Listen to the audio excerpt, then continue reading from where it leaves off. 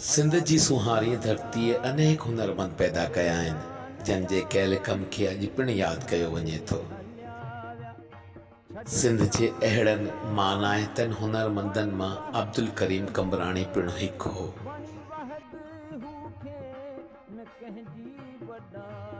अब्दुल करीम कमराणी डिगड़ी शहर जो बिजलीअ जी फिटिंग जो पहिरियों ठेकेदार हो।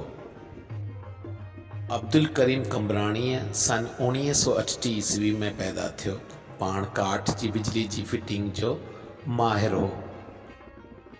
संदसि कयल फिटिंग जी डिगड़ी तोड़े ॿियनि शहरनि में भी हाक हुई। डिगड़ी शहर में दुकान मोहम्मदी इलेक्ट्रीशियन जे नाले सां मशहूर हुई।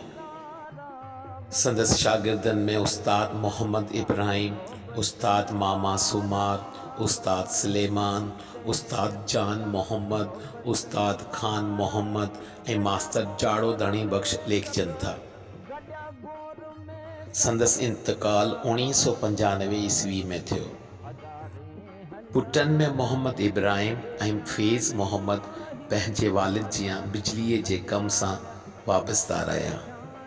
मास्तर मोहम्मद सलीम जेको डिगड़ीअ जो सीनियर उस्ताद आहे, पाण 1988 ईस्वीअ खां उस्तादनि जी तंज़ीम सां वाबस्ता रहियो आहे ऐं उस्तादनि जी फलाह ऐं बहबूद जे लाइ कमु करे रहियो आहे। ऐं सवार रफ़ीक अहमद जेको डिगड़ी शहर जो मशहूर नुहा खां आहे।